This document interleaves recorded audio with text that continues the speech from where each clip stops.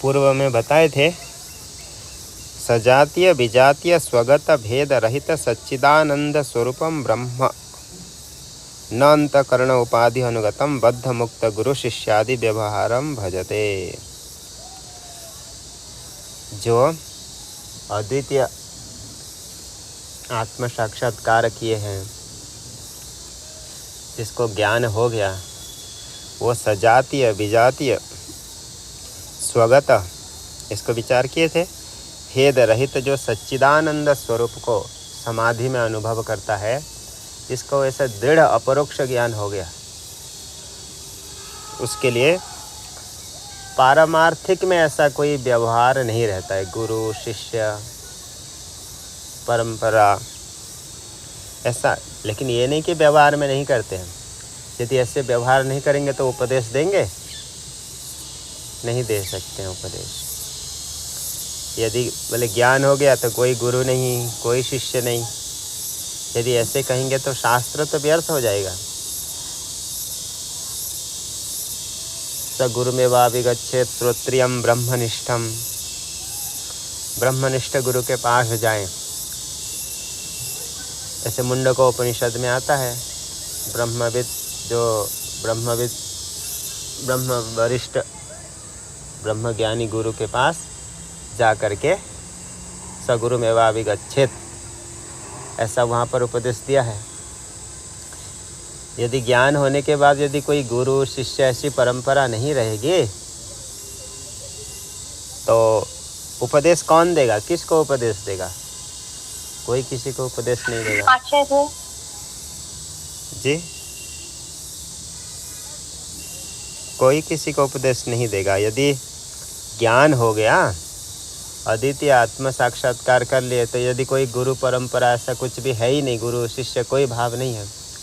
इसलिए रामानुजाचार्य जी यही आक्षेप करते हैं भगवान भाष्यकार जी के ऊपर, यदि सब आत्मरूपी है तो कौन किसको उपदेश देगा? भगवान श्री कृष्ण ज्ञानी थे कि अज्ञानी थे? ऐसे पूछते हैं। त्रयोदश अध्याय में आया है रामानुज भाष्य आदि में, भगवान श्री कृष्ण ज्ञानी थे कि अज्ञानी थे? बोले ज्ञानी थे। ज्ञानी थे तो सभी को आत्मरूप से देखते हैं, उनसे भिन्न कोई है ही नहीं। तो किसको, अर्जुन को कैसे उपदेश दे सकते हैं? ये आक्षेप करते हैं जी। तो कोई किसको उपदेश कैसे देगा यदि ज्ञानी की दृष्टि में सब ब्रह्म है? तो पहले पारमार्थिक में सभी ब्रह्म स्वरूप है, परंतु व्यवहार में जब दिख रहा है संसार है, उसको लेकर के, यानी अभिमान की ऐसे दृढ़ आसक्ति ऐसी नहीं होती है ज्ञानियों का कि बंध मुक्त आदि ऐसे तादात्म्य नहीं रहता है। तो उसी विषय को कह रहे हैं, सच्चिदानंद स्वरूपम ब्रह्म न अंतकरण उपाधि अनुगतम। जो सच्चिदानंद स्वरूप होता है तो वो उपाधि के धर्म से अनुगत होगा? नहीं होता है, नहीं होगा। तो बद्ध मुक्त गुरु शिष्यादि व्यवहारम न व्यवहारम भजते। तो गुरु शिष्यादि व्यवहार को पारमार्थिक में नहीं करता, परंतु व्यवहार में करेगा। तो इसी बात को लेकर आगे इसी विषय को मूल श्लोक में कहे, मुखत्वात् पृथक्त्वेन नैवास्ति वस्तु। जो प्रतिबिंब है मुख स्वरूप ही है, मुख से पृथक वस्तु नहीं है। ऐसे उन्होंने ये कहा था कि वास्तव में उससे भिन्न नहीं है। तो फिर अंतिम पंक्ति में क्या बात आती है? हर श्लोक के अंतिम में सनित्योपलब्धि स्वरूपो हम आत्मा, वह नित्य उपलब्धि स्वरूप आत्मा मैं हूँ। तो इसके ऊपर संशय हो रहा है कि कोई व्यक्ति अन्य का अन्य रूपता कैसे हो सकती है। जैसे कोई यहाँ उदाहरण दे रहे हैं, अहि नकुलवत, अहि सर्प और नकुल, कभी दोनों एक होते हैं? नहीं होते। कभी भी दोनों एक रूपता नहीं होती है। अन्यस्य जात्यपि तत्वज्ञाने तत्प्राप्तिर्न स्यात्, अन्यथा जात्यपि तत्वज्ञाने तत्प्राप्तिर्न स्यात्। तत्वज्ञान होने पर भी ब्रह्मा स्वरूप नहीं हो सकता है। क्यों नहीं हो सकता है? कि अन्य वस्तु का अन्य रूपता कभी नहीं होता है। तो जो जीव है वह का ज्ञान हो जाने से क्या ब्रह्म हो जाएगा? ये पूर्व पक्षी का है। पूर्व पक्षी का कहना है कि जो जीव है क्या ज्ञान होने से ब्रह्म हो जाएगा? नहीं हो सकता है। जो अन्य है तो कभी अन्य रूप को प्राप्त नहीं होते। अन्यस्य अन्य रूपता अदर्शनात् अहि नकुलवत। जैसे अहि और नकुल है, कभी अहि नकुल नहीं हो जाता है कि नकुल अहि नहीं हो जाता है। इसी प्रकार जीव क्या ज्ञान प्राप्त करने से ब्रह्म हो जाएगा? ऐसा नहीं हो सकता। ऐसे कहेगा। एवं भूत योयम आत्मसोहमिति अन्वयो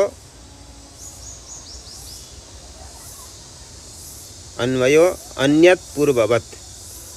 और ये जो अभी जो बता रहे हैं कि सोहम सनित्योपलब्धि स्वरूपो हम आत्मा, इसका अन्वय पहले जैसा करना। तो फिर मन में संशय होगा। देखो अभी तक क्या कहा गया कि कोई भी अन्य वस्तु अन्य रूप को प्राप्त नहीं करता है।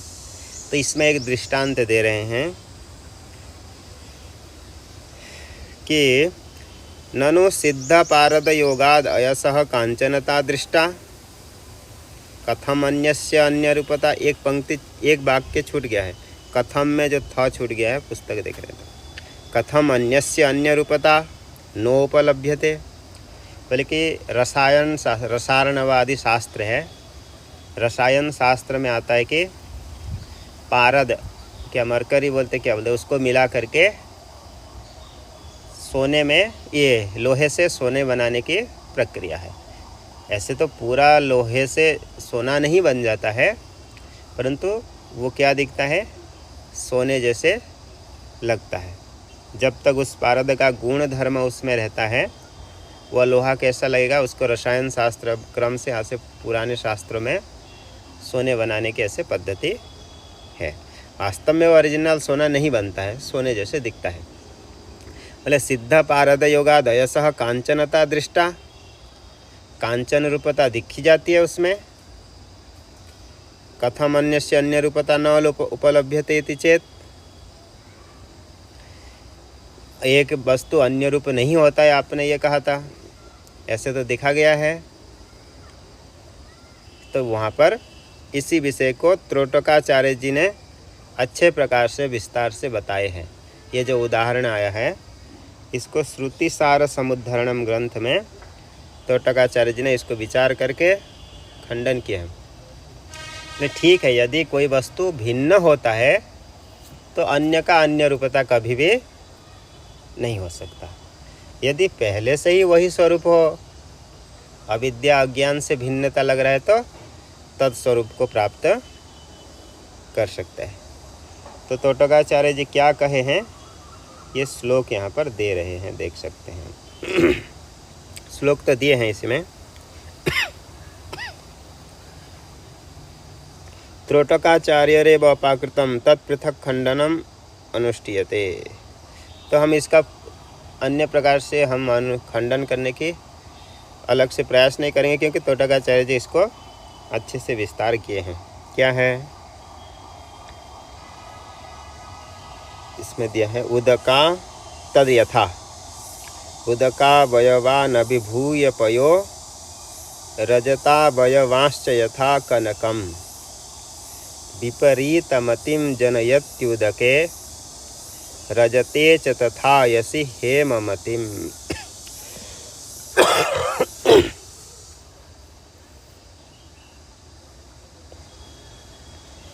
ये श्लोक है, ये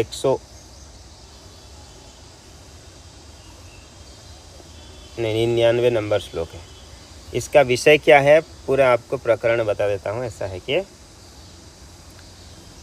पूर्व पक्षी का संशय होता है कि ज्ञान को प्राप्त करके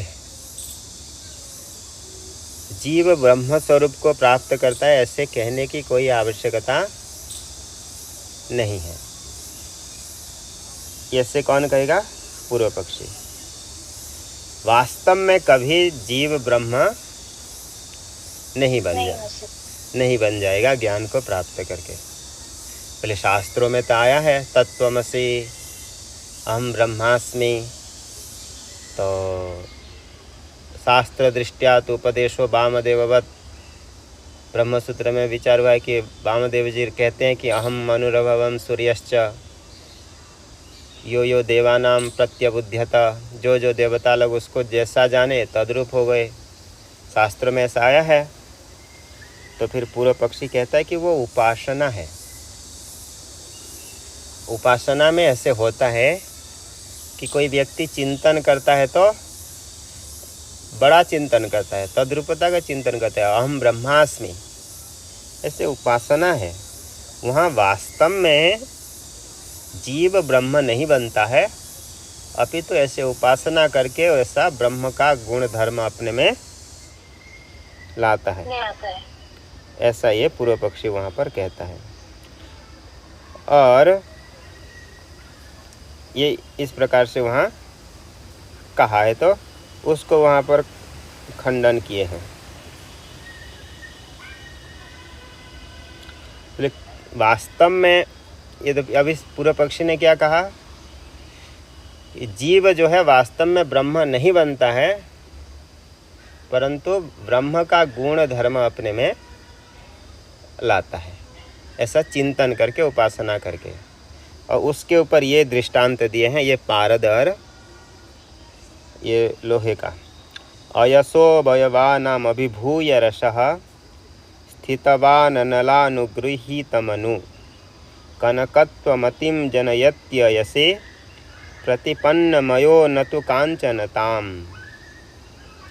बोले देखो, जो लोहा है कभी सोना नहीं बनेगा, परंतु अयसो अवयवी नाम अभिभूय रसः, परंतु जो लोहा के अवयव को दबा करके रसः यानी पारद क्या करता है, उसी लोहे में क्या प्रकट कर देता है? कांचनता, उसमें सोने के जैसा गुण धर्म प्रकाश कर देता है। और उसमें लोहे का मति को हटा करके कांचनत्व मति प्रदान कर देता है। यानी पहले लोग उसको क्या समझते थे? लोहे। अभी बाद में सोचेंगे कि ये क्या, उसमें पारद आदि मिलाने से वो लगेगा कि ये सोना है।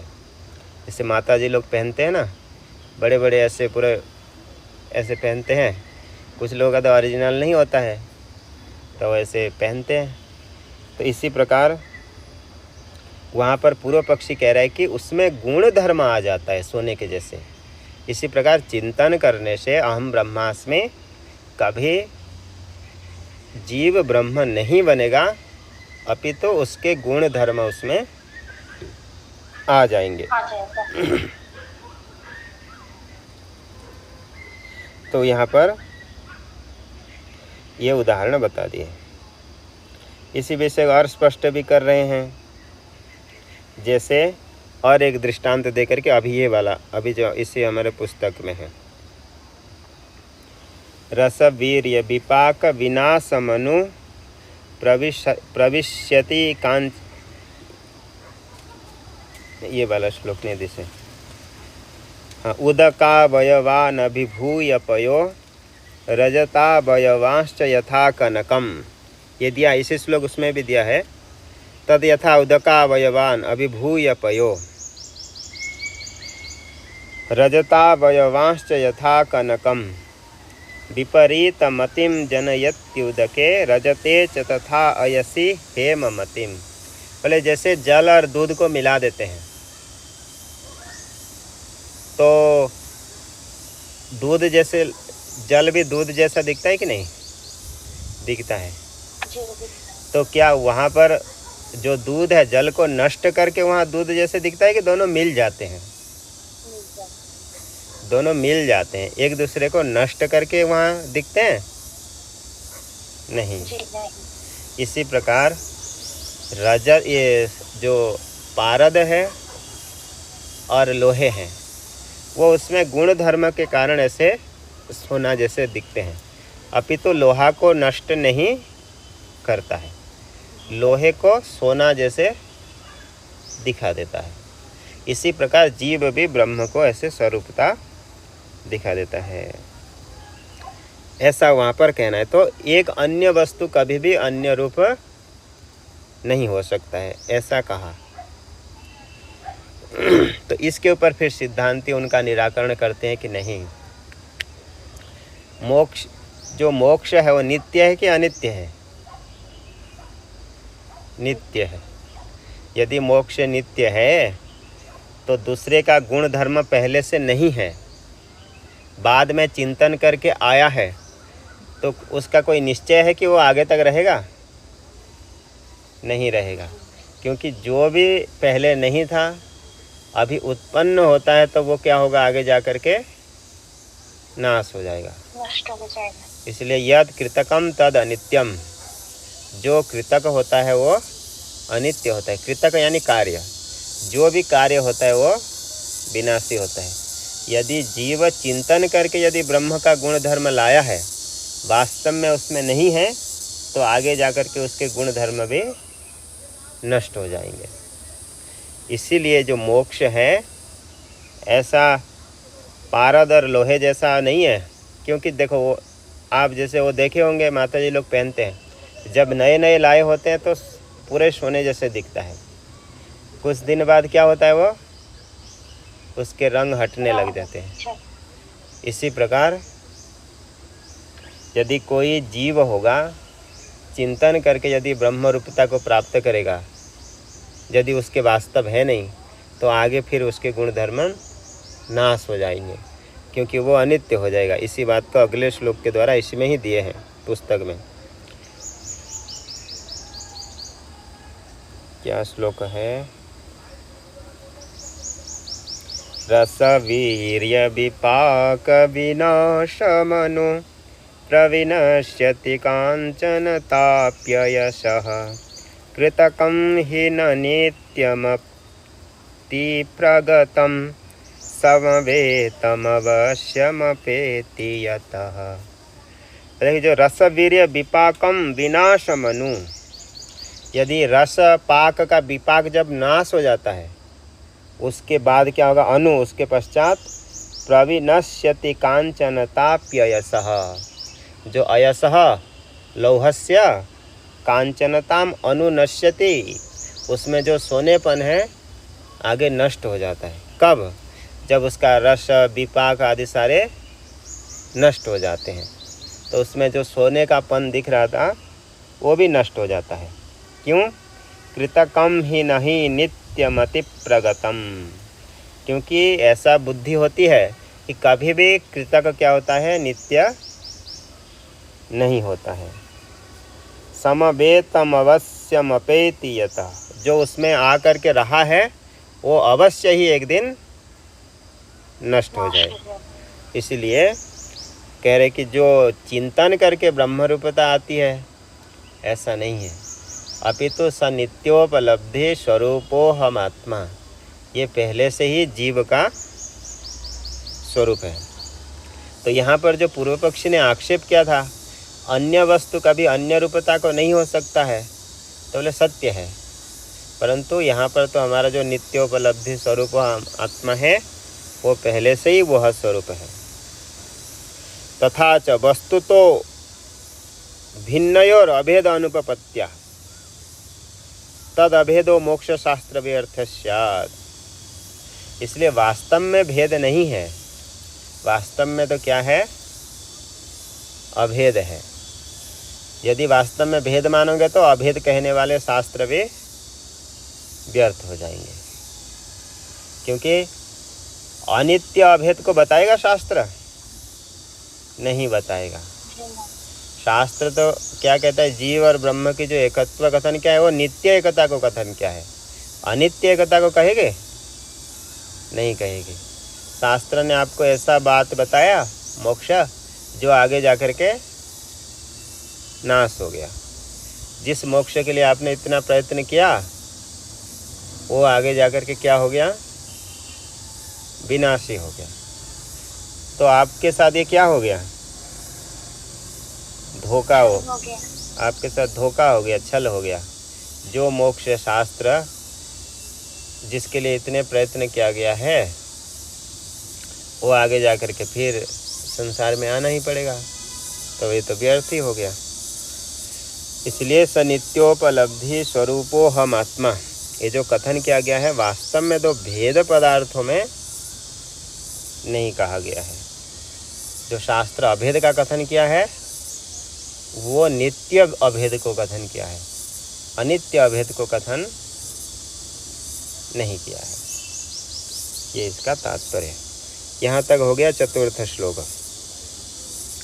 आगे पंचम। ननु उकार छूट गया है। ननु जीवस्य ब्रह्मरूपत्वात् बंधो असंभवो बद्धो ही मुच्यते न बद्ध। बंधन किसका काटना चाहिए, जो बंधा हुआ है। जो बंधा हुआ नहीं है उसका कोई, उसके लिए कोई मोक्ष की आवश्यकता है नहीं है। ननु जीवस्य ब्रह्मरूपत्वात् बंधो असंभव। जीव यदि ब्रह्म स्वरूप है तो उसके बंधन तो हो ही नहीं सकते, असंभव है। और लोक में देखा गया है बद्ध व्यक्ति ही मुक्त होता है, और जिसका बंधन ही नहीं है वो कैसे मुक्त होगा। लेकिन शास्त्र में क्या आया है, कठोपनिषद में विमुक्तश्च विमुच्यते। जो मुक्त है वही मुक्त होता है, जो मुक्त नहीं है तो वो कभी मुक्त नहीं हो सकता। जो वास्तव में मुक्त है वही मुक्त हो सकता है। यदि वो जो वास्तव में मुक्त नहीं है वो कभी भी मुक्त हो सकता है नहीं। जैसे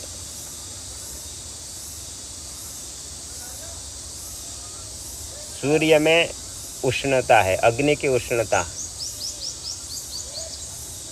वो उसके वास्तविक उसका स्वरूप है, कभी उससे अलग होता है नहीं होता है। इसी प्रकार आत्मा की जो ज्ञान रूपता है, मुक्त स्वरूपता है, कभी भी उससे अलग नहीं होगा। यदि आप ऐसा नहीं मान करके आत्मा में कर्तृत्व मान लेंगे, कर्तापन वास्तव में मानेंगे, वास्तव में आत्मा करता है, भोगता है, आत्मा कर्ता भोक्ता संसार वाला जीव है, यदि ऐसे वास्तव मान लेंगे तो पारमार्थिक मानेंगे, तो कभी इस स्वरूप का कभी नाश होगा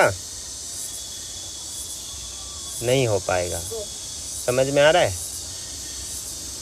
जैसे किसी भी वस्तु के जो उसका नित्य स्वरूपता होती है, कभी वो नाश होता है नहीं होता है। यदि इसी प्रकार आत्मा में जो गुण यदि आप वास्तव मान लोगे उसका नाश कभी नहीं होगा। यदि आपने आत्मा को बंधन वाला मान लेंगे, कुछ कह रहे हैं? बंधन युक्त हो जाएगा। यदि आत्मा में यदि बंधन वाला मान लेंगे तो कभी बंधन नाश नहीं होगा। यदि मुक्त मानेंगे तो सदा ही मुक्त रहेगा, क्योंकि उसका जो स्वरूप है कभी नाश नहीं होता। इसलिए सुरेश्वराचार्य जी नैष्कर्म्य सिद्धि में कहते हैं, आत्मा कर्तादि रूपश्चेत। यदि आत्मा कर्तादि रूप है तो माँ कांक्षी तरी नित्यताम तरी मुक्तताम। तो आप कभी मैं मुक्त हो जाऊंगा ऐसी आशा तो आपको रखने ही नहीं चाहिए। यदि आप अपने आप को वास्तव में कर्ता भोक्ता मानते हैं तो कभी आप मुक्त हो जाएंगे ऐसी तो आस रखनी ही नहीं चाहिए। क्यों? नहीं स्वभाव भावानां व्यावर्त्यद ओष्णवद रवे है, क्योंकि जो भाव वस्तु का जो स्वभाव होता है कभी उससे अलग नहीं होता है। जो जिसका स्वभाव है वैसा ही रहेगा। यदि आत्मा बंधन वाला मानोगे तो आप बंधन में ही रहेंगे। मतलब यदि रहेंगे नहीं, ये नहीं, यदि बंधन वाला मान लेंगे, यदि बंधन वाला स्वीकार करेंगे तो वो यदि होगा बंधन वाला तो कभी वो बंधन वहाँ से जाएगा ही नहीं। बद्ध व्यवहार को लेकर के बंधन मुक्त आदि सारी व्यवस्थाएं होती है, वास्तव में नहीं है। ऐसे नहीं कि व्यवहार में है नहीं, व्यवहार में बस सारे बंधन आदि दिखते हैं, अनुभव हो रहे हैं, तो उसको हटाने के प्रयत्न करना है। इसके लिए प्रयत्न है। इसका ये भी तात्पर्य नहीं है कि हम तो मुक्त हो गए बोल के कुछ भी कर दिए। ऐसा नहीं करके जो बंधन है उसको हटाने के प्रयत्न करना है। कि पूजा नहीं करेंगे हम, बोले हम भी तो मुक्त हैं, ईश्वर भी मुक्त हैं, हम भी मुक्त हैं, वह भी ब्रह्म स्वरूप है, हम भी ब्रह्म स्वरूप है, कौन किसकी पूजा करते हैं। ऐसा व्यवहार में नहीं होता है। आगे इस प्रकार से चतुर्थ श्लोक हो गया। यहाँ इसका भी हो गया।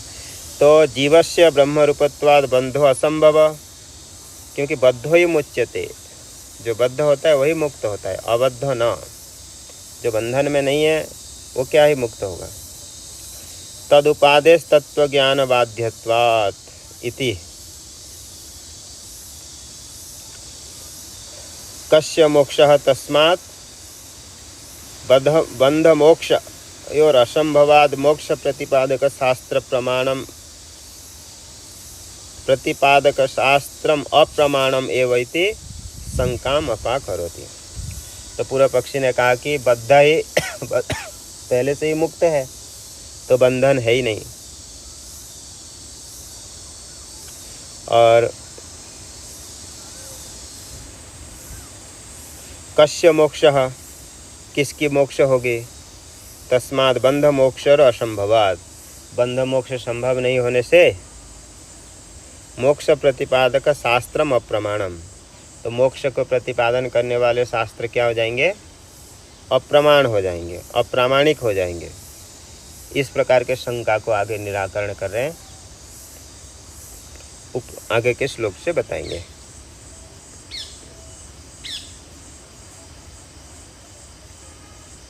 बीच में एक पंक्ति आई है, तदुपाधिश तत्व ज्ञान बाध्यत्वात्।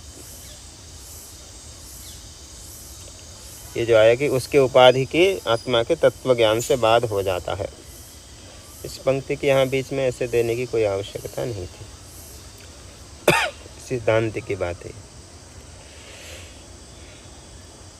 आगे अगले श्लोक से निराकरण कर रहे हैं कि बंध मुक्त व्यवस्था बन जाएगी।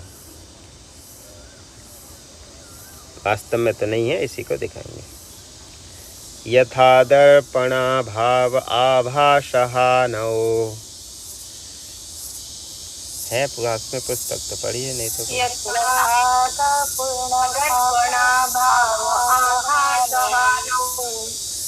मुखं विद्यते कल्पनाहीनमेकम्, मुखं विद्यते कल्पनाहीनमेकम्,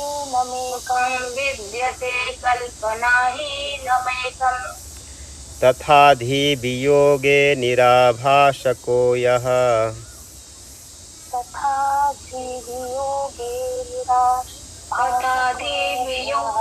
निराभासको यः, स नित्योपलब्धि स्वरूपोऽहमात्मा, सनित्योपलब्धि स्वरूपोऽहमात्मा।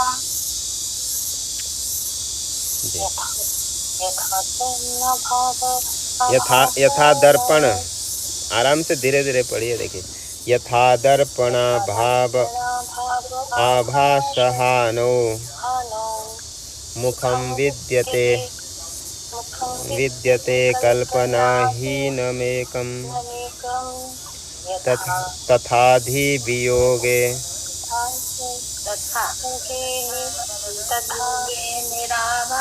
को यः सनित्योपलब्धि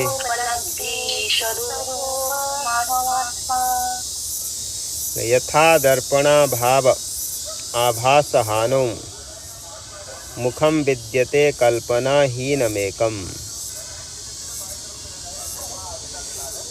यथा दर्पणा भाव आभासहानौ इति, जैसे दर्पण के अभाव में मुख दिखता है नहीं।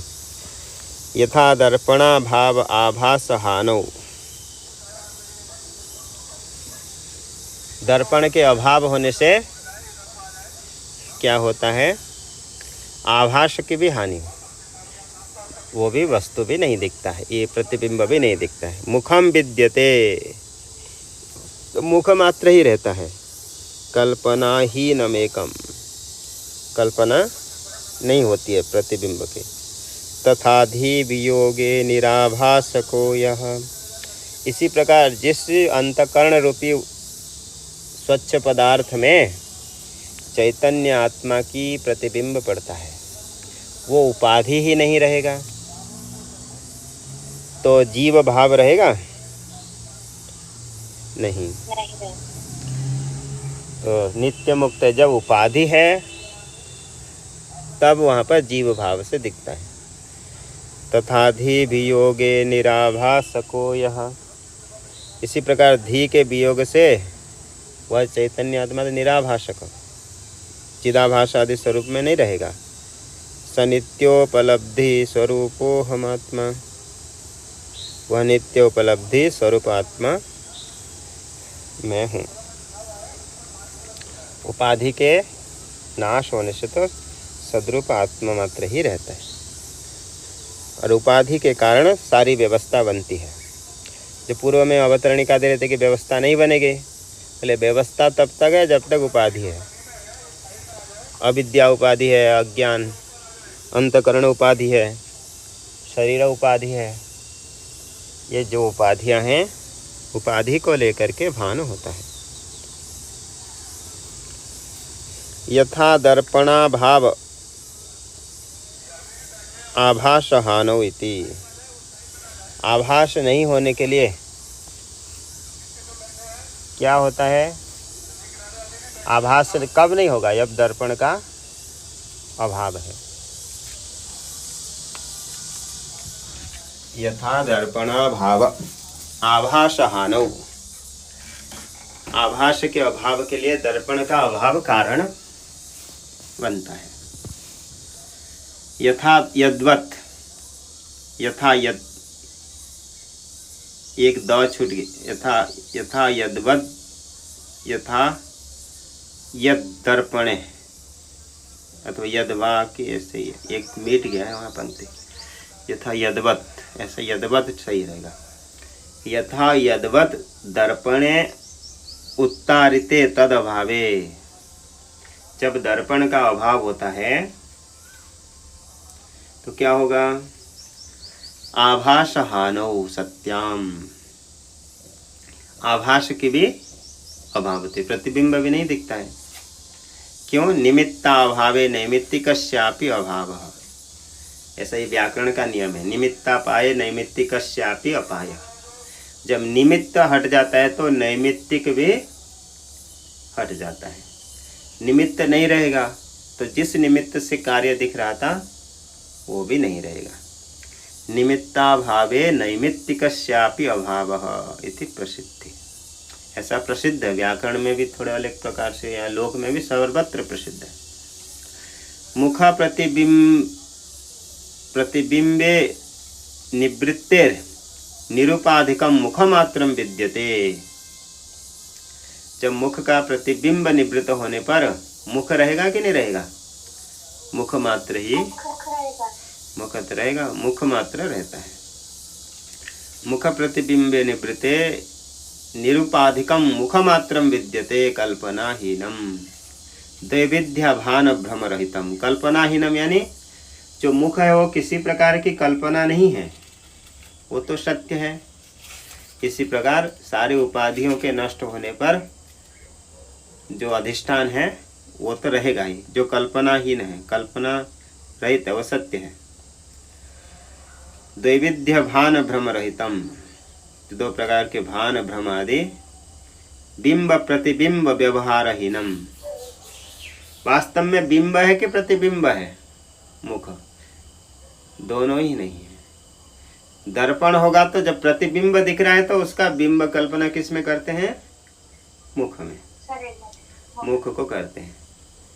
यदि दर्पण नहीं है तो ना बिंब है ना प्रतिबिंब है, दोनों भी प्रकार के व्यवहार कल्पनाहीनम। बिंब प्रतिबिंब व्यवहारहीनम परमार्थ मुखमेव विद्यते इति अर्थ। वास्तव में तो मुख मात्र ही रहता है, ये तात्पर्य।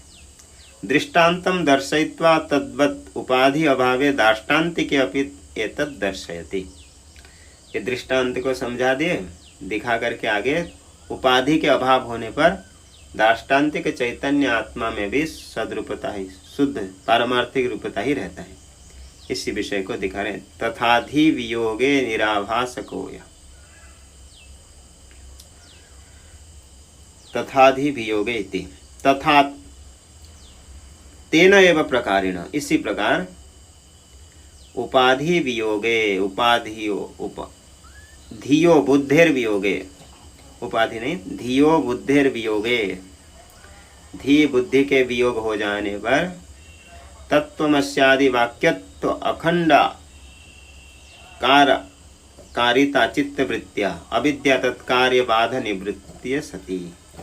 उपाधि की निवृत्ति कैसी होगी? कारण के नाश से कार्य का भी नाश होगा। तो जैसे मूल अविद्या है कारण, कारण जब नाश हो जाएगा, कारण के नाश होने पर क्या होगा? उसके जो कार्य उपाधि अंतःकरण आदि हैं वो भी सभी निवृत्त हो जाएंगे। वो किसके द्वारा होगा? तथा तेनेव प्रकारेण धियो बुद्धिर वियोगे तत्वमस्यादि वाक्योत्थ, तत्वमसि इत्यादि जो वाक्य है, महावाक्य के चिंतन से जो अपरोक्ष ज्ञान होता है, ब्रह्माकार वृत्ति, अखंडाकार जो वृत्ति होती है, उसी अखंडाकार वृत्ति से चित्त वृत्तिया अविद्या तत्कार्य निवृत्ति सती। अविद्या और अविद्या के कार्य के निवृत्ति होने पर यो निराभाषक, जो निराभाषक, जो किसी के भाषक नहीं, निराभाषक, निर्गतः आभासो, निराभाष। अच्छा, जिसमें किसी प्रकार के आभास, मुख, प्रतिबिंब जैसा उपाधि का कोई गुणधर्म, जीव आदि भाव नहीं है, ईश्वर जीव, ईश्वर भाव, जिसमें ऐसा कुछ भी नहीं है। निर्गतः यस्मात् स निराभासक, स्वार्थ में क प्रत्यय, यानी जो आभास रहित, निराभासक यानी किसी भी प्रकार के बिंब प्रतिबिंब उपाधि के धर्म आदि आभास रहित, स निष्प्रतिबिंबो जीव ब्रह्म विभाग रहितः सोहमिति अन्वय। जीव ब्रह्म ये सभी प्रकार के विभाग से रहित चैतन्य स्वरूप आत्मा में हूँ। सनित्योपलब्धि नित्योपलब्धि स्वरूप इत्यादि पूर्ववत सर्वत्र अयम अभिप्राय, सभी जगह यही अर्थ है। सनित्योपलब्धि स्वरूपो हम आत्मा का अभिप्राय बताए हैं। आत्मज्ञान, इसमें एक चीज और बताएंगे, स्पष्टीकरण करेंगे दूसरा दिन। अखंडाकार वृत्तिया, वेदांत में ये बहुत जरूरी है। तो आत्मा ज्ञान उद्भूत यो बुद्ध्यादि उपाधि तत्र प्रतिबिंब रूपेण आत्मानम अध्यस्त तद उद्भवम च सुख दुखादि कम आत्मन्य अध्यस्यति स्वयं अध्यास लक्षणो बंधः तत्वज्ञानेन सकारणस्तस्य बाध एव मोक्ष इति सर्वम अनवद्यम। एक साथ लिख के दे देते हैं इसमें। स्वामी जी नेटवर्क का कुछ इशू से सुना नहीं पड़ता क्लियरली।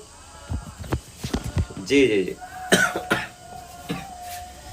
बाहर बहुत बंदर बैठे हैं ना, इसलिए पूरे परिवार 50 आवाज नहीं आ रही है तो स्वामी जी। जी सुनाई दे रहा है? अभी आया तो ठीक है। अभी मैं थोड़े अंदर आ गया ना, क्योंकि बहुत बंदर बैठे हैं वहाँ, बहुत ज़्यादा 50। कोई नहीं, आगे।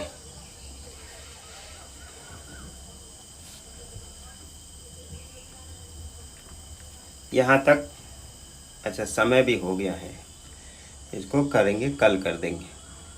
जो आत्मज्ञान उद्भूत, अब ये बंधन का स्वरूप बता दे रहे हैं अध्यास को लेकर के। आत्मा ज्ञान उद्भूत, आत्मन अज्ञान, आत्मा ज्ञान स्वरूप, आत्मा यानी स्वरूप। आत्मा का अर्थ क्या होता है? स्वरूप। स्वरूप के अज्ञान से, स्वयं के अज्ञान से, यानी स्वयं के वास्तविकता का जब बोध नहीं होता है तो शरीर आदि के साथ तादात्म्य होता है, शरीर को ही मैं मानते हैं। यो बुद्धियादि उपाधि, बुद्धि आदि अहम अहंकार, इनके साथ तादात्म्य करके अहम शरीर के साथ, तत्र प्रतिबिंब रूपेण आत्मानम अध्यस्य, उसी बुद्धि आदि उपाधि में अपने को प्रतिबिंब रूप से अध्यास करके, तद उद्भवम च सुख दुखादि, और वो सुख दुखादि कहाँ से बनते हैं? उसी अध्यास से, अंतकरण से ही बनते। तद उद्भवम, वही अध्यास उद्भवम, अध्यास जिसका उद्भव कारण है।